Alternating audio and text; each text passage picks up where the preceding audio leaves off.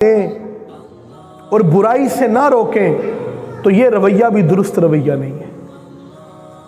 یا صرف برائی سے روکیں اور نیکی کی دعوت نہ دیں تو یہ بھی درست رویہ نہیں ہے. بلکہ جہاں آپ خود نیک ہیں آپ کا فرض ہے کہ آپ نیکی کی دعوت دیں گے اور برائی سے روکیں گے. اور جو لوگ اس طرح کرتے ہیں نا کہ مثال کے طور پہ خود تو وہ بڑے نیک ہیں، اور یہ بھی ایک ہمارے معاشرے کے، یہ مختلف ہماری سوسائٹی کے رویے ہیں جو آپ کو میں بتا رہا ہوں.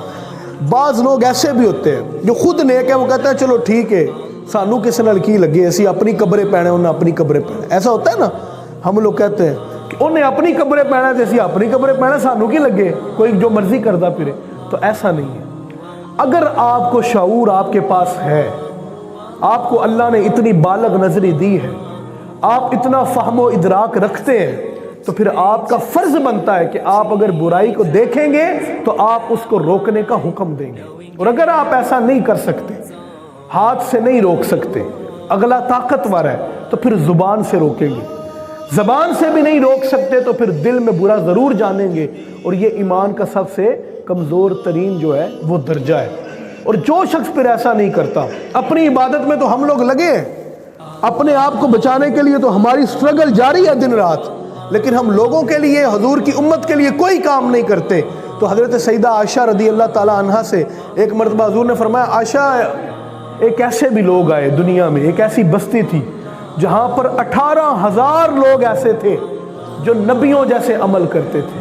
کتنے لوگ؟ ذرا بولے کتنے لوگ؟ 18,000 لوگ. آج ہمارے معاشرے میں شاید ہمیں 1800 لوگ ایسے نہیں ملتے. فرمایا 18,000 ایسے لوگ تھے عائشہ جو نیک عمل کرتے تھے، جو نمازیں بھی بڑی پڑھتے تھے، جن کے روزے بھی شاید بہت زیادہ ہوں گے، جن کی عبادتیں، جن کی ریاضت، ہر چیز مجاہدے بہت عالی شان ہوں گے. لیکن حضور نے فرمایا عائشہ 18,000 لوگ تھے جو نبیوں کے راستے پہ چلتے تھے، مصطفیٰ کے رب نے سب کو تباہ و برباد کر کے عذاب میں شامل کر دیا. سیدہ عائشہ کہتی ہیں میں حیران ہوئی اور میں نے پوچھا یا رسول اللہ کیوں ایسا کیوں ہوا؟ جب 18,000 لوگ ہیں اور وہ اللہ کی عبادت بھی کرتے ہیں، نیک راستے پہ چلتے ہیں، نبیوں کے راستے پہ ہیں اور نبیوں جیسے اعمال ہیں، پھر تباہ کیوں کیا؟ نہ اعمال پہ زور دیتے تھے، نہ وہ کبھی نیکی کا حکم دیتے تھے، نہ کسی کو برائی سے روکتے تھے. یہ بات یاد رکھیں، صرف نیک ہونا کافی نہیں ہے، اس کے ساتھ آپ کو اپنی بھی آپ کی ذمہ داری ہے کہ اللہ نے آپ کو صرف دنیا پہ اس لیے تھوڑی بھیجا ہے کہ بس پوری زندگی جاؤ، جھوٹ بولو، فراڈ کرو، جو مرضی کرو، 2 نمبری کرو، پیسہ کماؤ، کھاتے رہو، عمر گزر جائے، کھاتے جاؤ، ضائع کرتے رہو، پھر کھاتے جاؤ، اولادوں کے لیے مکان بناؤ، جائیدادیں بناؤ اور واپس آ جاؤ.